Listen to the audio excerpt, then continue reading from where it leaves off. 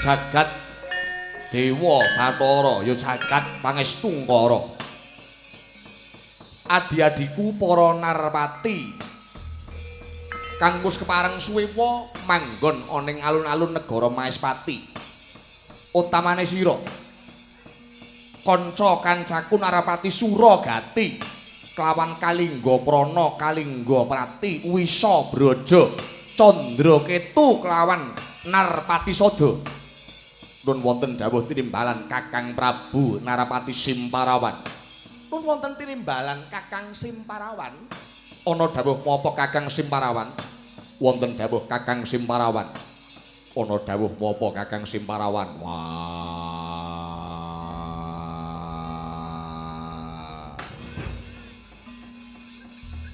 Ana dawuh menapa Kakang Narapati Simparawan? Jaga-jaga. ana ing sapinggiring negara Maespati. Awit ing wektu dina iki sinuwun Kakang Prabu Harjuna Sasrabau iki nembe wae ke Taman Madya Kunjana. Madya Tengah Kunjana ki edan setengah edan gandrung-gandrung kapirangu kelawan putri kang asale saka negara Magadha. Putrane Prabu Citradarma jenenge Dewi Citrawati.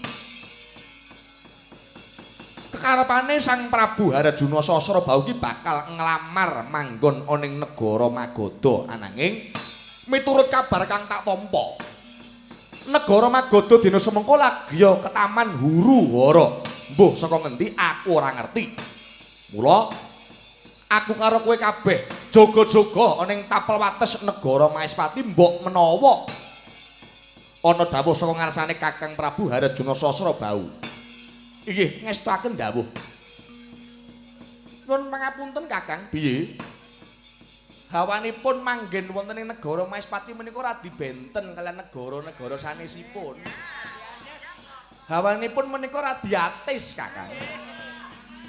Nuwun sewu niki napa mboten wonten limbukanipun? Ana ning ya mengko. Iki dijaluki bubar jam 6, dadi lakone kudu dawa. Yen ora mengko diseneni malah repot iki. Wah ngaten dados menika wis mengko ditonton wae. Oh inggih ngestaken dawuh kula kinten menawi sindenipun kagem pajangan kemawon. Ketingalipun sindene menika sampun kimput-kimput kebelet pipis menika Kakang Armati. Amboyak men. Pokoke sing krodongan potong 50.000 modyar. Ora sah. Inggih Kakang, jaga-jaga ning kene. Iki nek nganti ana menungsa turbusaning mungsuh kang ngurang tata simparawan kang nang ngarep dhewe. Inggih. Ananging ketingalipun Ratu Sewu negara ingkang samapta wonten ing negari Maespati sampun siyaga ing gati. Senajan sandanganipun menika sarwi pethak. Ananging tutukanipun ketingalipun tesih aos jam yahene. Mbuh engko. Iki kanggo neter marang disipline para narpati coba. Lha omong disiplin ki mung kandheng nyangkem tok apa tenanan iki? Iki ngestaken dawuh. Hei. Ana bocah teko ki sapa kae? Bocah sandangane sarwa prasaja. Kene kumpul kene. Ana bocah kang teko sapa kae? Leng-leng indriya mangu-mangungkung kandang lira lengo tanpa kandhen.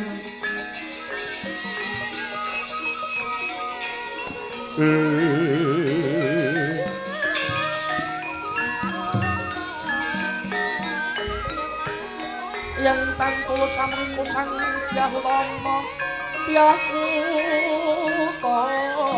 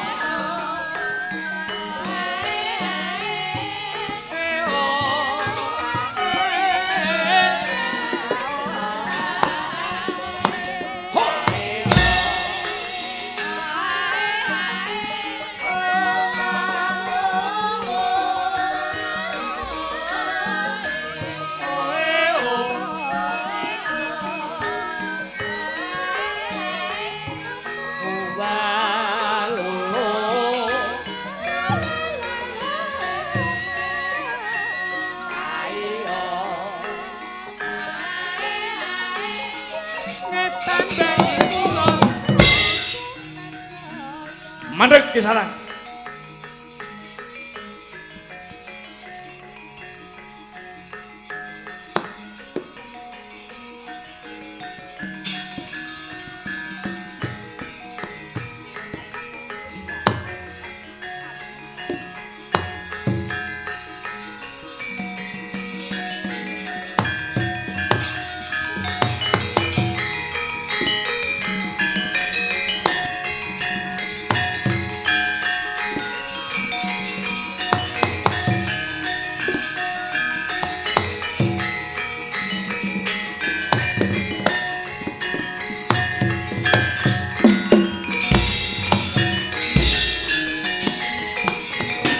Kaget risang kapirangu renang kolke nempit dosa ngarat naning abawana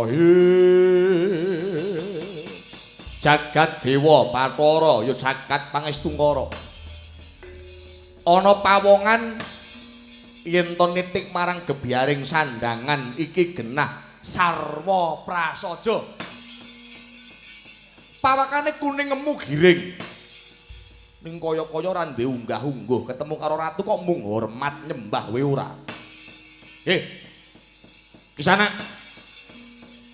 sapa kang dadi tengering jiwa ragamu mara gage kowe iki matura amit-amit nun sewu punapa leres menika margi yang tumuju wonten ing negara Maespati aku takon urung dijawab kok kowe bali takon kula ingkang tanglet punapa menika margi yang tumuju wonten ing negari Maespati ya iki ana ing alun-alun negara Maespati inggih nuwun pangapunten Kisana kula aturi sumingkir saking papan mriki kowe lah dalah iki bocah kok golek perkara iki kowe iki sapa nun sewu panjenengan boten usah nyuwun mitambuh kula menika sinten lan saking pundi dunungipun kula mesisan damel menawi panjenengan kersa mitulungi dhumateng kula larapaken kula wonten ing ngarasane Sang Prabu Harjuna Sasrabau. Kula purun matur ananging boten wonten mriki papanipun ananging wonten saklebeting Pendhapi Agung negari Maespati. Lah cangkeme cah elek iki.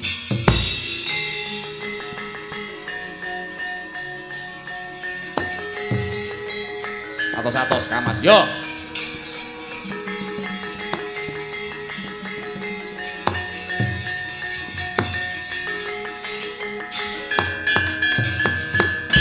Kang sepisanan kowe teko marang papan kene tak takoni sapa jenengmu kowe ora mangsuli karo aku. Ping pindhone. Kowe iki bocah pradesan. Kowe bakal munggah marang negara Maespati rumangsamu derajatmu ki apa? Prabu Harjuna Sasrabau ki rak junjunganku. Lho kok malah Sumantana Sumanggan gelem karepmu piye? Sapa kowe? Nggih. Menawi panjenengan mitambuh kalian kula ingkang namipun Bambang Sumantri. Sumantri to? Inggih, kula pun Sumantri. Ndek keperluan apa kowe? Kula mboten badhe matur awit urusanipun kula menika kalian Prabu Harjuna Sasra sanes kalian panjenengan. Panjenengan senajan to derajating ratu ning ratu pinggiran. Kula mboten wonten urusan kalian panjenengan. Cangkemmu kok elek Sumantri. Sumantri. Tan wurunga kowe arep temeka menyang negara Maespati kowe rak mung arep nggawa wujuding proposal kowe iki. Kowe mung arep njaluk bantuan to karo Prabu Harjuna Sasrabau. Ndi kertase gorene? Kertase gorene. Bar kuwi kowe mulya mulih, kowe mulya ngerti mulih ora? Kowe mulya to, mengko 40 dina kowe rene meneh. Mengko nek kira-kira Prabu Harjuna Sasrabau wis kelegan penggalihe, mengko yen Prabu Harjuna Sasrabau kersa nemoni karo kowe, nembe tak temokke. Ning aja saiki. Tegesipun dos pundi?